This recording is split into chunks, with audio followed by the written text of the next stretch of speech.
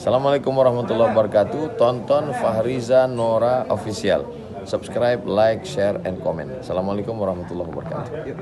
Assalamualaikum warahmatullahi wabarakatuh.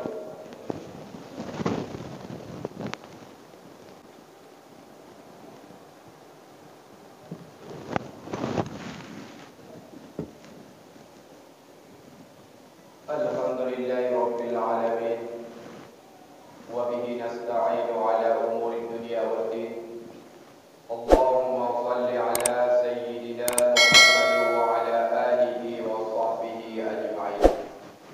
اللهم اجعلنا هذا جمعا مرحوما وتفرقنا من بعضه تفرقا معصوما. صدق الله العظيم وصدق رسوله النبي الكريم.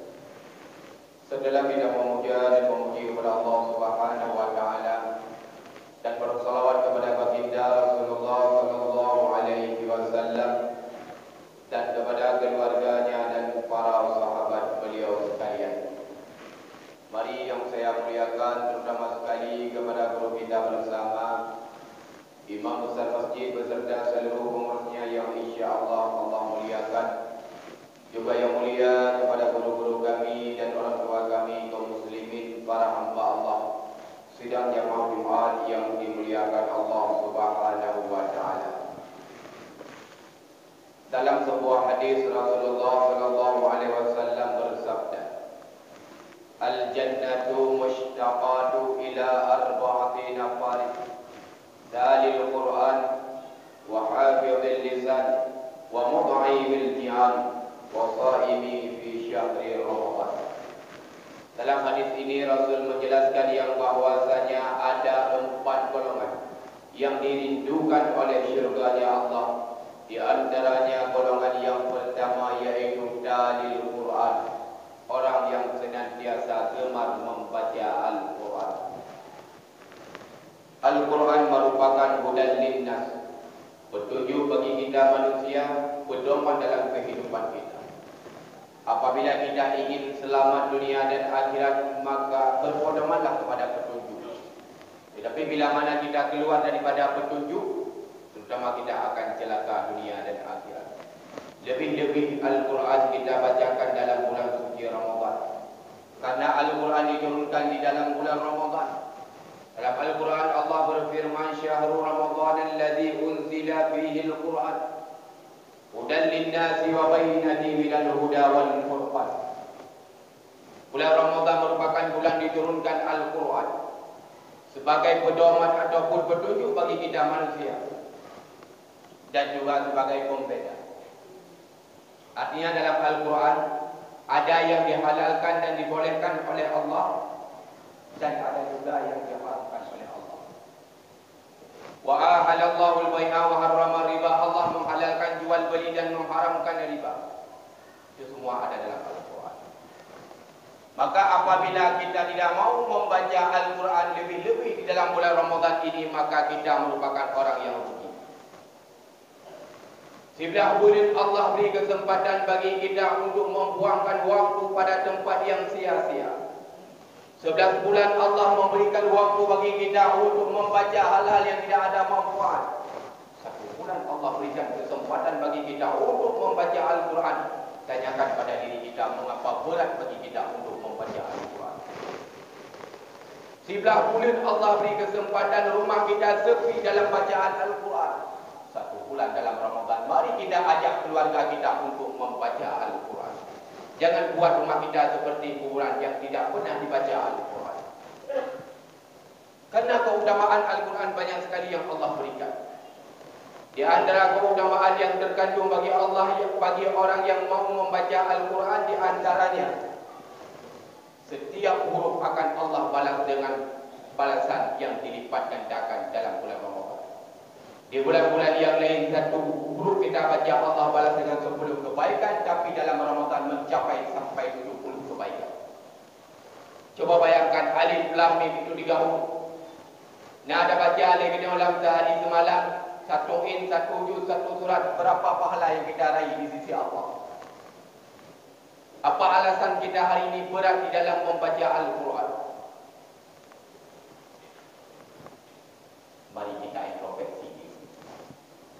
Kadang-kala ke 20 hari Ramadan dan turunnya, kadang musibah kalau pernah kita membaca Al-Quran. Bayangkan ketika kita hari ini kembali kepada Allah. Ketika kita tidur di alam barzah nanti, ketika malaikat Munkar wa Nakir bertanya kepada kita, "Ma imamuka?" Siapa imammu? So yang akan jadi tahu bahawa dia yang dimengkong. Tentu jawaban yang sahih dan pasti itulah Al-Quran imam. Al-Quran sebagai imam. Menjadi perniagaan besar bagi kita hari ini. Al-Quran tidak pernah kita baca. Isi kandungan Al-Quran tidak pernah kita amalkan. Mampukah kita menjawab Al-Quran sebagai imam? Kemudian apabila kita membaca Al-Quran dalam keadaan terbata-bata, tidak lancar, juga Allah memberikan pahala. Yang pertama pahala kerana kita mau membaca Al-Quran, yang kedua pahala kerana kita mau mempelajari Al-Quran dengan sungguh-sungguh. Tidak ada yang rugi bagi orang yang mau membaca Al-Quran, bahkan mendapat keuntungan daripada Allah. Kemudian keutamaan Al-Quran bagi orang yang mau membaca, yaitu menjadi syafaat di akhirat kelak. Dalam hadis Nabi bersabda, "Iqra'ul Qur'an," bacalah Al-Quran. Fa innahu ya'ti yaumil qiyamah, maka bahwa sesungguhnya di hari kiamat kelak syafi'an di ashabihi, akan memberi syafaat oleh Al-Quran akan orang yang mau membacanya. Menyebab boleh lain dia kita dapat sabar lagi boleh Ramadan. Maka boleh. Apalagi dalam bulan Ramadan ini tidak sempat kita khatam Al-Quran minimal 1 kali. Ke mana kita buang waktu tersebut? Ke mana kita buang umur tersebut? Maka mari di saat Ramadan ini Allah berikan hari ini punya target. 7 hari lagi Ramadan akan berangkat. Belum tentu tahun depan kita akan bertemu dengan Ramadan lagi. Target kita adalah minimal di hari 30 kita harus mampu mengkhatam Al-Quran. Kemudian keutamaan Al-Quran, orang yang membaca Al-Quran akan mampu menghindarkan atau mengatasi berbagai macam masalah. Ketika hari ini kita punya masalah, berlomba-lomba kita ke hotel, berlomba-lomba kita referensi, berlomba-lomba kita ajak keluarga kepada tempat-tempat yang tidak ada manfaat, padahal untuk mengatasi masalah ada dalam Al-Quran. Ketika kita baca Al-Quran, jiwa kita akan tentram, pikiran kita akan tenang, bahkan akan mampu meluluhkan hati kita yang keras. Mana buktinya Umar bin Khattab? Dia masuk Islam, beliau masuk Islam, dan bahkan menjadi khalifah karena mendengar surat Taha yang dibaca oleh adiknya. Inilah berkah Al-Quran. Kemudian dalam hati kita, pada diri kita punya penyakit, baik itu jasmani maupun rohani. Penyakit jasmani mudah kita obati, ada obat-obat di apotek terdekat. Tapi penyakit rohani, obatnya ada dalam Al-Quran. Orang yang sering membaca Al-Quran, maka hatinya akan bersih dan sejahtera. Hatinya akan tentram. Mengapa demikian? Karena orang yang membaca Al-Quran selalu mengingat-ingat Allah. Orang yang mengingat-ingat Allah, yang menyebut-nyebut Allah, hatinya akan tentram. Surat Al-Rahman ayat 28, Allah memberi jawaban. Ala bizikrillah tatma'innul qulub. Hanya dengan mengingat-ingat Allah, hati kita akan tentram dan sejahtera. Maka mari dalam bulan Ramadan ini kita manfaatkan dengan sebaik-baiknya. Di antaranya memperbanyak ibadah dan kebaikan kepada Allah, terutama membaca Al-Quran yang diturunkan Al-Quran tersebut pada bulan Ramadan, karena mengandung hikmah dan keutamaan yang luar biasa. Apabila kita mau mencintai Al-Quran, apabila kita mau membaca Al-Quran, apabila kita mau mengamalkan Al-Quran, maka insya Allah di akhirat kelak kita akan mendapat syafaat daripada Al-Quran tersebut. Adapun golongan yang kedua dalam waktu yang singkat ini, golongan yang dirindukan oleh syurganya Allah, wa hafizil lisan, orang yang mampu menjaga lisan, lebih-lebih dalam Ramadan. Jangan sampai ibadah dan kebaikan yang telah kita kumpulkan dalam Ramadan, tetapi ibadah dan kebaikan tersebut kita transfer kepada orang lain. Ini apa tu? Yang paling rugi. Urung yang paling rugi adalah urung yang fi akhirat tegak. Urung yang minda akhirat tegak kan kedok. Dia kubur ibadah dan kebaikan, kemudian ibadah dan kebaikan hidup urung lain gara-gara tidak mampu menjaga lidah. Sehingga pada lidah kita Allah beri benteng, iaitu gigi dengan yang namanya bibir. Apa hikmahnya? Supaya kita mampu menjaga lidah daripada perkataan yang sia-sia. Maka na yu'minu billah wal yaumil akhir falyaqul khairan aw liyasmut. Barang siapa yang beriman kepada Allah dan hari akhirat, hendaklah berkata yang baik ataupun diam. Lebih-lebih dalam Ramadan kita menyakiti saudara kita dengan lidah kita. Kadang-kala yang kita ucapkan itu dapat membuat hati yang perasaan orang lain tersinggung. Dosa dengan manusia tidak ada ampunan pada Allah kecuali manusia yang kita zalimi, yang kita sakiti terlebih dahulu memaafkan kesalahan kita. Maka gunakanlah lidah di dalam bulan Ramadan ini pada tempat yang Allah ridha. Seperti kita membaca Al-Quran, seperti kita berkata yang baik, seperti kita membaca kitab-kitab karangan ulama, seperti kita berzikir, menyebut-nyebut nama Allah. Jangan sampai lidah kita selalu kita buang pada perkataan yang sia-sia. Apabila dalam Ramadan ini kita latih lidah kita daripada perkataan yang sia-sia, kita jaga lidah kita daripada perkataan yang dimurka oleh Allah, maka keluar daripada Ramadan nanti akan menjadi kebiasaan. Tapi bila dalam Ramadan kita jaga lidah, kita nyoba boleh-boleh lain terasa berat untuk kita menjaga lidah. Maka baik ataupun buruknya seseorang sangat tergantung lidah dan hati. Maka jagalah lidah, karena kebanyakan penghuni neraka karena tidak mampu menjaga lidah. Dia dah menuduh, dia salah, dia dosa. Tentu banyak dosa neraka yang lebih awal. Lidah merupakan nikmatnya Allah. Cara mensyukuri nikmat Allah itulah mempergunakan pada tempat yang Allah ridha, yaitu dengan kita selalu berkata yang baik, yang ada manfaat dunia dan akhirat. Orang yang mampu menjaga lidah tentu akan membuat hatinya tentram. Orang yang mampu menjaga lidah tentu akan dekat dengan Allah, akan selalu baik hubungan dengan manusia. Tetapi apabila tidak mampu kita jaga lidah, maka akan membuat hati kita keras, akan membuat hati kita kotor. Kemudian jauh kita dengan Allah, komunikasi pun dengan manusia akan putus. Ini penyebab kita tidak mampu. Jagalah lidah. Memang tubuh anda payah tablau, tetapi ingat, lidah tiada bertulang. Kebanyakan manusia terjerumus ke dalam neraka karena tidak mampu menjaga lidah. Yang ketiga, golongan yang dirindukan oleh syurga, yaitu wa mu'ayyibil jihad, orang yang mau memberikan makanan kepada orang lain dalam keadaan kelaparan.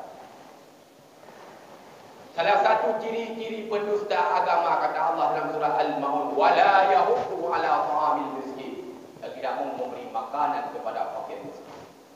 Lebih-lebih dalam bulan Ramadan ini, apabila kita memberikan makanan kepada orang yang mau berbuka puasa, maka pahalanya seperti orang yang berpuasa. Pahala orang yang berpuasa itu rahasianya Allah. Juga pahala kita yang memberikan makanan kepada orang yang berbuka puasa itu rahasianya Allah. Pahalanya lah bagi kita. Kami dalam Ramadan kita latih diri untuk memberikan makanan kepada orang lain, apalagi kepada Allah sekalian. Kalau kita tidak mampu memberikan makanan kepada orang lain dalam keadaan jumlah banyak, kita punya keluarga, kita punya orang. Coba kita renungkan hari ini perjuangan orang tua kita yang telah merawat kita, mendidik kita, membimbing kita sehingga kita menjadi orang yang hebat, sehingga kita menjadi orang yang sukses. Hari ini orang tua kita sudah dalam keadaan lemah, rambutnya yang sudah penuh uban, kekuatannya yang tidak berdaya lagi. Kita hari ini enak-enak bersama keluarga makan makanan yang mewah berbuka puasa, minum minuman yang lezat bersama keluarga ketika berbuka puasa, akibat kunci kita nyorban. Padahal Ramadan kesempatan bagi kita berbakti kepada kedua orang tua. Man barra liwalidayhi, barang siapa yang berbakti kepada kedua orang tua di Ramadan, dalam bulan Ramadan, maka Allah akan memandang dengan pandangan rahmat dan kasih sayang bagi orang yang berbakti kepada kedua orang tua.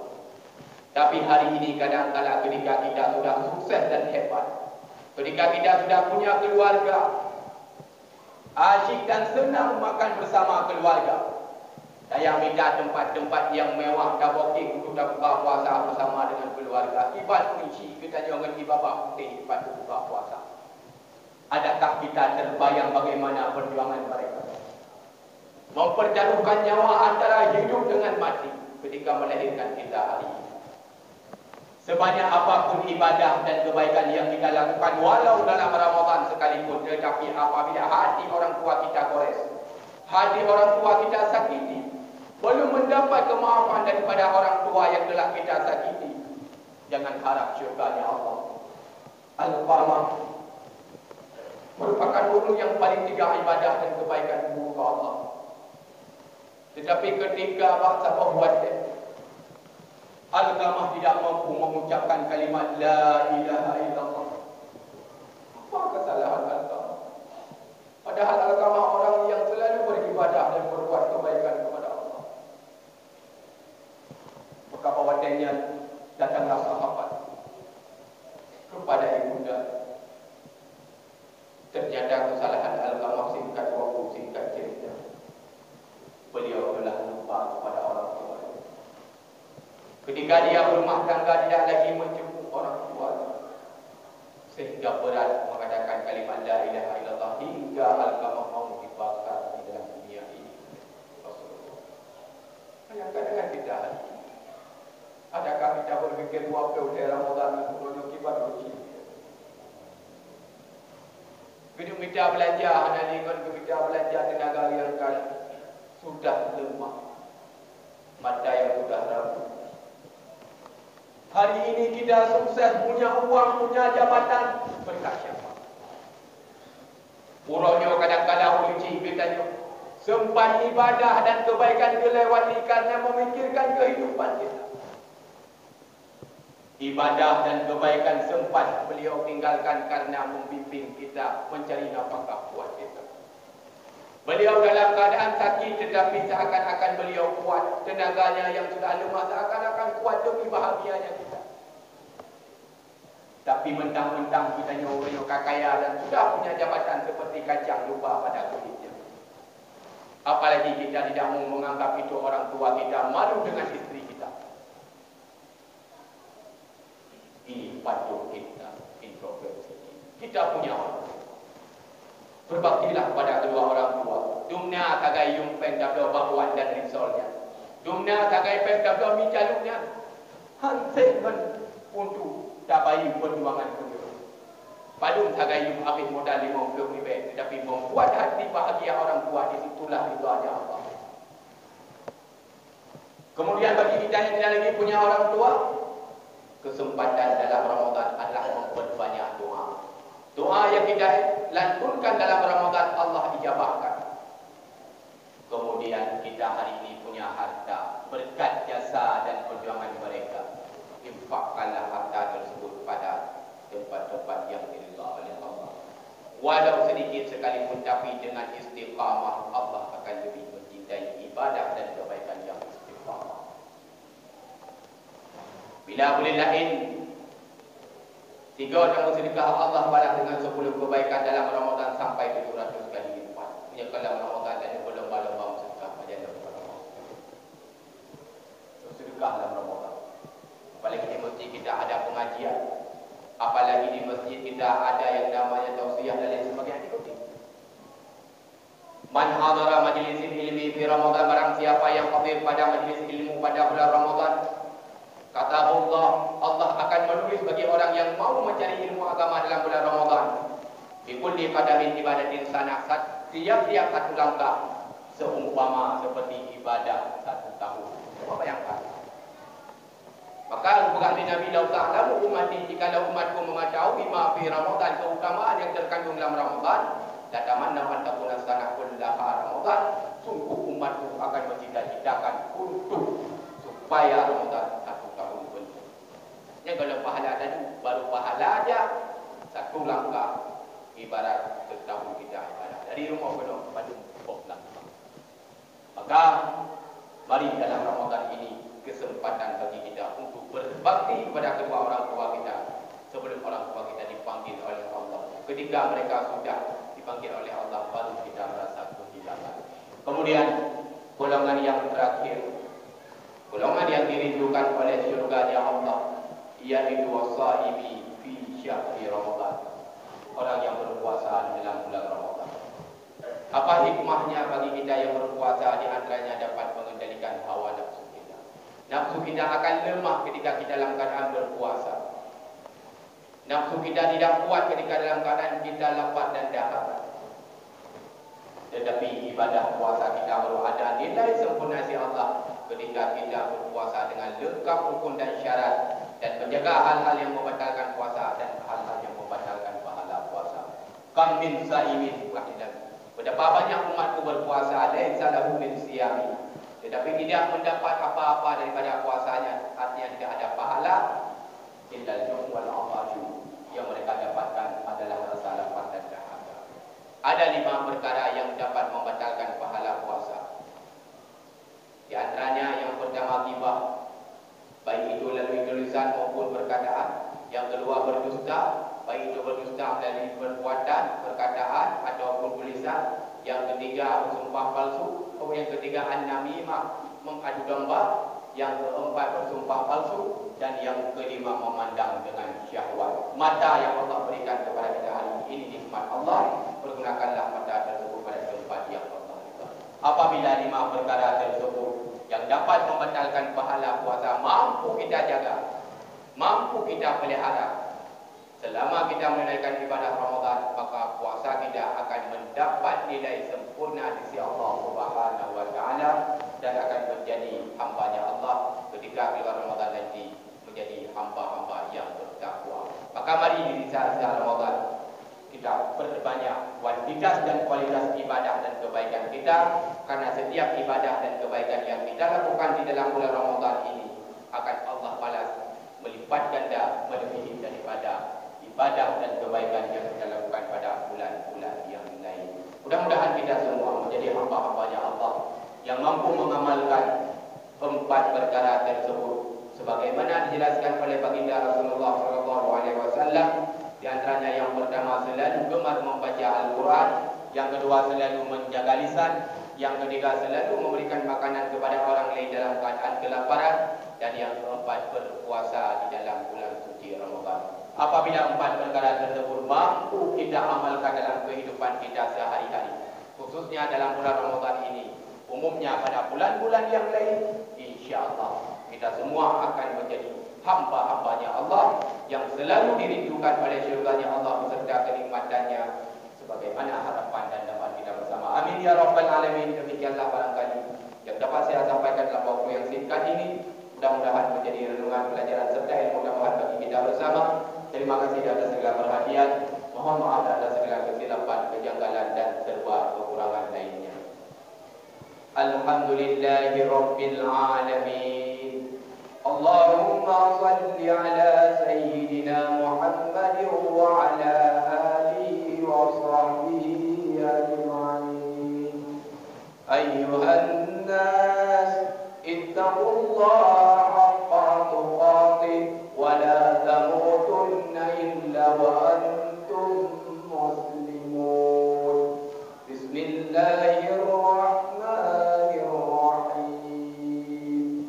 Ya ayyuhalladzina amanu kutiba alaikumus siyam kama kutiba alal ladzina min qablikum la'allakum tattaqun. Sadaqallahu alazim. Barakallahu lakum fil Qur'anil azim. Wa nafa'ani wa iyyakum bima fihi minal ayati wa dhikril hakim. Wa taqabbal minni wa minkum tilawatahu innahu was-sami'ul basir.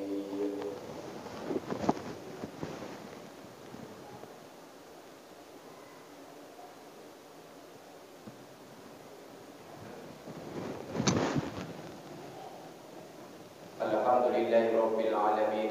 Allahumma salli ala Sayyidina Muhammadin wa ala alihi wa sahbihi ajma'in. Ayyuhan nas, ittaqullaha haqqa tuqatih wa la tamutunna illa wa antum muslimun. Inna Allaha wa malaikatahu yusalluna 'alan nabi. Ya ayyuhalladzina amanu sallu 'alaihi wa sallimu taslima.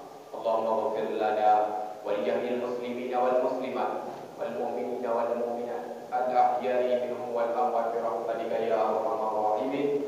Rabbana atina fid dunya hasanah wa fil akhirati hasanah wa qina adzabannar wa la dzikrullahi akbar.